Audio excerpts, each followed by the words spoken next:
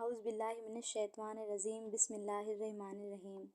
اسلام کے ہر دور میں مسلمانوں پر طرح طرح کے ظلم کیے گئے اور مسلمانوں کو اللہ تبارک و تعالیٰ کی ذات اور ایمان سے دور رکھنے کی ناکام کوششیں کی گئیں۔ لیکن جو سچا مسلمان ہوتا ہے وہ اپنا سب کچھ تو لٹا دیتا ہے لیکن وہ اپنے سچے رب کو کبھی نہیں چھوڑتا۔ اس مسلمان کا سب کچھ اس کا حقیقی مالک اللہ ہوتا ہے۔ یہی وجہ ہے کہ اللہ تبارک و تعالیٰ اپنے بندے سے 70 ماؤں سے بھی زیادہ پیار کرتا ہے۔ ایسا ہی ایک ایمان افروز واقعہ آج کی اس ویڈیو میں ہم آپ کو بتائیں گے کہ کس طرح ایک خاتون نے اپنا سب کچھ اپنے سچے رب پر قربان کر دیا۔ پیارے دوستوں، یہ ایمان افروز واقعہ فرعون کی بیوی کا ہے۔ آج کی اس ویڈیو میں ہم آپ کو بتائیں گے کہ دنیا کے سب سے بڑے جابر اور ظالم اور خدائی کا دعویٰ کرنے والا، اس کے باوجود اس کی بیوی کس طرح اللہ تبارک و تعالیٰ پر ایمان لے آئیں اور ان کا ایمان لانے کا سبب کیا بنا۔ اور فرعون کو اپنی بیوی کے ایمان لانے کے بارے میں پتہ چلا تو اس بدبخت نے اس نیک خاتون پر کون کون سے ظلم و ستم کے پہاڑ ڈھائے۔ فرعون کی بیوی کون تھیں اور وہ کس کی اولاد میں سے تھیں؟ پیارے دوستوں، اس قابل رشک قربانی کے بعد اللہ تبارک و تعالیٰ نے اس نیک خاتون کو کس قدر مقام اور مرتبہ عطا فرمایا۔ دوستوں، فرعون کی بیوی کا نام حضرت آسیہ رضی اللہ تعالیٰ عنہا تھا۔ یہ بادشاہ مصر ریان بن ولید کی اولاد میں سے تھیں اور یہ ریان بن ولید وہی بادشاہ تھا جو حضرت یوسف علیہ السلام کے دور میں بادشاہ مصر تھا اور یہ خوش نصیب بادشاہ حضرت یوسف علیہ السلام پر ایمان لے آیا تھا۔ فرعون کی بیوی حضرت آسیہ رضی اللہ تعالیٰ عنہا انتہائی حسین و جمیل خاتون تھیں، کیونکہ یہ خاتون بادشاہ کی اولاد میں سے تھیں۔ اسی وجہ سے ان کے پاس مال و دولت کی کمی نہیں تھی۔ اسی وجہ سے ہر وقت خدام ان کے آگے پیچھے رہا کرتے تھے۔ یہ پاک دامن خاتون فرعون کو ناپسند کرتی تھیں، لیکن فرعون اس وقت مصر کا بادشاہ تھا۔ اسی وجہ سے فرعون نے ان کی خوبصورتی کو دیکھ کر زبردستی ان سے نکاح کر لیا تھا، جبکہ حضرت آسیہ رضی اللہ تعالیٰ عنہا اور ان کے والدین اس نکاح سے خوش نہ تھے، لیکن انہوں نے حالات کی مجبوری کی وجہ سے حضرت آسیہ رضی اللہ تعالیٰ عنہا کا نکاح فرعون سے کر دیا۔ فرعون کو حکومت و سلطنت اور مال و دولت کی کثرت اور طاقت کے نشے نے حد سے زیادہ مغرور اور بے لگام بنا دیا تھا۔ اسی طرح سے بدبخت کافر نے ہزاروں بنی اسرائیل کے لوگوں کو اپنا غلام بنا کے رکھا تھا اور ان پر طرح طرح کے ظلم و ستم کرتا تھا۔ چونکہ اس بدبخت نے خدائی کا دعویٰ کر رکھا تھا، اس لیے اس نے تمام انسانوں کو غلام تصور کرتا تھا اور ان معصوم لوگوں کے ساتھ جانوروں جیسا سلوک کرتا تھا۔ چنانچہ وقت یوں ہی تیزی سے گزرتا گیا، سال مہینوں میں اور مہینے ہفتوں میں اور ہفتے دنوں میں گزرتے گئے، اور پھر وہ وقت آ گیا کہ اللہ تبارک و تعالیٰ کے پیارے نبی حضرت موسیٰ علیہ السلام اور حضرت ہارون علیہ السلام اس دنیا کے اندر تشریف لائے۔ اور مصر کی سرزمین لا الہ الا اللہ کی صداؤں سے گونج اٹھی۔ اللہ تبارک و تعالیٰ نے حضرت موسیٰ علیہ السلام اور حضرت ہارون علیہ السلام کو فرعون کی طرف اور اس کی قوم کی طرف دعوت حق دینے کے لیے اور ہدایت کی طرف بلانے کے لیے مبعوث فرمایا تھا۔ اللہ تبارک و تعالیٰ نے ان پیغمبروں کو بنی اسرائیل کے لوگوں کو اللہ کی وحدانیت کی طرف بلایا اور لوگوں کو بعدل معبود کی پوجا کرنے سے منع کیا۔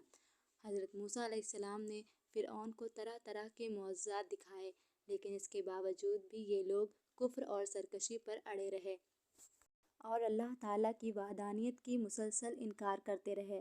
اس کے باوجود بھی حضرت موسیٰ علیہ السلام نے فرعون کو اور بنی اسرائیل کے لوگوں کو دعوت حق دیتے رہے۔ جب فرعون موسیٰ علیہ السلام کی تبلیغ سے تنگ آ گیا تو فرعون نے یہ خیال کیا کہ کیوں نہ موسیٰ علیہ السلام کو لوگوں کے سامنے جھوٹا ثابت کیا جائے۔ چنانچہ فرعون نے موسیٰ علیہ السلام کو جھوٹا ثابت کرنے کے لیے ایک خاص دن مقرر کیا، جس دن مصر میں بہت بڑا میلہ لگتا تھا اور جس میلے کے اندر کئی تعداد میں لوگ جمع ہوتے تھے۔ چنانچہ فرعون نے مصر کے تمام بڑے بڑے جادوگروں کو بلایا اور موسیٰ علیہ السلام کو جھوٹا ثابت کرنے کو کہا۔ جب وہ میلے کا دن آیا تو ایک بڑا سا میدان سجایا گیا۔ ادھر فرعون اپنی فرعونیت کے نشے میں مشغول ہو کر اپنے عالیشان تخت پر جا بیٹھا اور سلطنت کے کونوں کونوں سے بلائے گئے بڑے بڑے جادوگر بھی جمع ہو گئے۔ اس طرح ہزاروں افراد کا مجمع بھی جمع ہو گیا تھا اور یہ حق و باطل کا عظیم ترین معرکہ تھا جس کو دیکھنے کے لیے بے شمار لوگ جمع ہوئے تھے और इधर अल्लाह तबारक व ताला के सच्चे नबी हज़रत मूसा अलैहिस्सलाम और हज़रत हारून अलैहिस्सलाम भी तशरीफ़ ला चुके थे। पर मूसा अलैहिस्सलाम के चेहरे अनवर पर जहोजाल नज़र आ रहा था। चुनांचा इस अजीम मरके का आगाज़ हुआ और जादूगरों ने फ़िरऔन की इज्जत की कसम खाकर अपने अपने जादू की लाठियाँ और रस्सियाँ फेंकनी शुरू कर दी। तो वो लाठियाँ और रस्सियाँ एकदम से सांप बनकर पूरे मैदान के अंदर दौड़ने लगीं।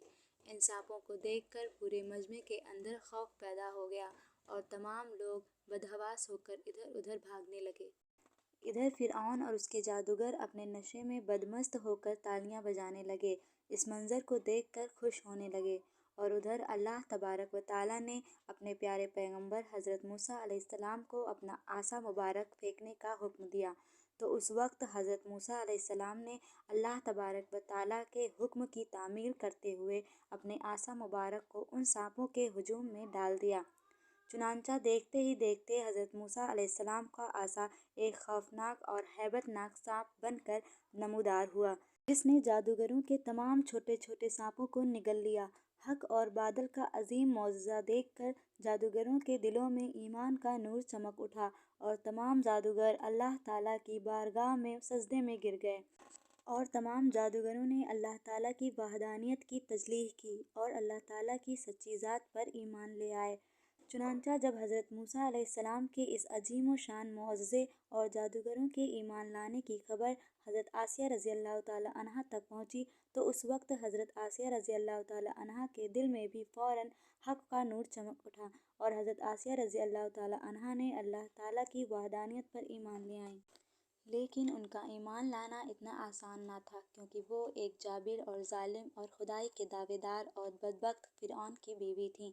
हज़रत आसिया रज़ी अल्लाह ताला अन्हा के दिल में ये भी डर था कि अगर फ़िरऔन को मेरे ईमान लाने का पता चल गया तो वो ज़ालिम बादशाह मुझ पर जुल्म और सितम के पहाड़ ढाएगा और अपने जुल्म की तमाम हदें पार कर देगा। लेकिन इसके बावजूद हज़रत आसिया रज़ी अल्लाह ताला अन्हा ने अपना सब कुछ अल्लाह ताला की ज़ात पर छोड़ दिया और अल्लाह ताला की वहदानियत पर ईमान ले आईं। इब्तदा में हज़रत आसिया रज़ी अल्लाह ताला अन्हा ने अपने ईमान को किसी पर ज़ाहिर न किया और कुछ अरसा यूं ही गुजरता रहा। और फिर एक दिन ऐसा अजीब व गरीब वाक़या पेश आया, जिस वाक़ये के बाद हज़रत आसिया रज़ी अल्लाह ताला अन्हा के दिल में फ़िरऔन के लिए मज़ीद गज़ब की आग भड़क उठी और हज़रत आसिया रज़ी अल्लाह ताला अन्हा फ़िरऔन से मज़ीद नफ़रत करने लगीं और फ़िरऔन के मुसलमानों पर किए जाने वाले जुल्म व सितम हज़रत आसिया रज़ी अल्लाह ताला अन्हा के लिए नाकाबिले बर्दाश्त है। चुनांचा वो इबरतनाक वाक़या कुछ यूं पेश आया। फ़िरऔन की बेटी की एक खादिमा थी जो फ़िरऔन की बेटी के सिर में कंघी किया करती थी। एक दिन उस खादिमा के हाथ से कंघी गिर गई तो उस खादिमा ने बिस्मिल्लाह पढ़कर उठाया। उस वक्त फ़िरऔन की बेटी ने इन कलिमात को सुन लिया और फ़िरऔन से जाकर शिकायत कर दी कि वो आपके सिवा किसी और को खुदा मानती है और आपके अलावा किसी और की इबादत करती है। ये बात सुनकर फ़िरऔन गुस्से से लाल हो गया और उसने गज़बनाक होकर उस खादिमा को दरबार में बुलाया और उस खादिमा के ईमान लाने की हकीकत दरियाफ्त की कि तू किसको खुदा मानती है, और कहने लगा कि तू मेरे सिवा किसी और को खुदा मानती है। उस वक्त उस खादिमा ने फ़ौरन जवाब दिया, हाँ, मेरा और तेरा रब अल्लाह है, वही वहदहू ला शरीक है और उसके अलावा उसका कोई शरीक नहीं। खादिमा की ये बात सुनकर फ़िरऔन उस पर मज़ीद गज़बनाक हो गया। उन्होंने उस खादिमा और उसके बच्चों को खौलते हुए तेल में डाल दिया और उनको शहीद कर दिया। ये खौफनाक और दिलखराश मंजर उस वक्त फ़िरऔन की बीवी भी देख रही थी। इसी दौरान अल्लाह तबारक व ताला की कुदरत की जलवागरी हुई और अल्लाह ताला ने हज़रत आसिया रज़ी अल्लाह ताला अन्हा की आँखों से गैब के पर्दे उठा दिए और फ़िरऔन की बीवी की बसीरत को रोशन कर फरमा दिया। और फ़िरऔन की बीवी ने ये मंजर भी देखा था कि फ़रिश्ते उस खादिमा की रूह को लेकर आसमान की तरफ जा रहे हैं। इस तरह फ़रिश्तों को देखने के बाद फ़िरऔन की बीवी का ईमान मज़ीद मजबूत हो गया। इस खौफनाक मंजर को देखने के बाद फ़िरऔन की बीवी सोच में पड़ गईं और सोचने लगीं कि मैं मुसलमान होने के बावजूद भी मुसलमानों पर होने वाले इन जुल्म व सितम को किस तरह बर्दाश्त कर सकती हूँ। अभी फ़िरऔन की बीवी इन्हीं ख्यालों में गुम थी कि फ़िरऔन अपनी बीवी के पास आया और उस मजलूम औरत पर किए जाने वाले अपने जुल्म व सितम की दास्तां को अपनी बीवी से बयान करने लगा اس وقت فرعون کی بیوی نے اپنے دل ہی دل میں فرعون کے خلاف بغاوت کا علم بلند کرنے کا ارادہ کر لیا تھا۔ جب فرعون نے اپنی بیوی کو اس مظلوم عورت کو شہید کرنے کی خبر دی تو فرعون کی بیوی نے فرعون سے کہا، اللہ تیری خرابی ہو، کس شے نے تجھے اللہ تعالیٰ کے مقابلے میں اتنا بے باک کر دیا ہے؟ یہ بات سن کر فرعون ایک بار پھر بھڑک اٹھا اور اپنی بیوی سے کہنے لگا کہ تجھے بھی اسی جنون نے آ لیا ہے جس جنون کے اندر اس خادمہ مبتلا تھی۔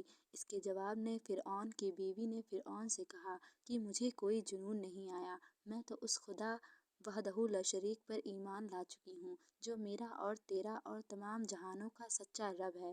اس طرح اس بہادر خاتون نے کھلم کھلا فرعون کے سامنے اپنے ایمان کا اظہار کیا۔ فرعون اپنی بیوی کی یہ بات سن کر حیران و پریشان رہ گیا اور فرعون نے شروع میں بغیر کسی ظلم و ستم کے اپنی بیوی کو سمجھانے کی کوشش کرنے لگا، اور فرعون نے اپنی بیوی کو ایمان سے دور کرنے کے لیے ان کے والدین کو بھی بلایا اور ان کو دھمکی دینے لگا کہ اگر تمہاری بیٹی نے حضرت موسیٰ علیہ السلام کے خدا کا انکار نہ کیا تو یہ ضرور موت کا مزہ چکھے گی۔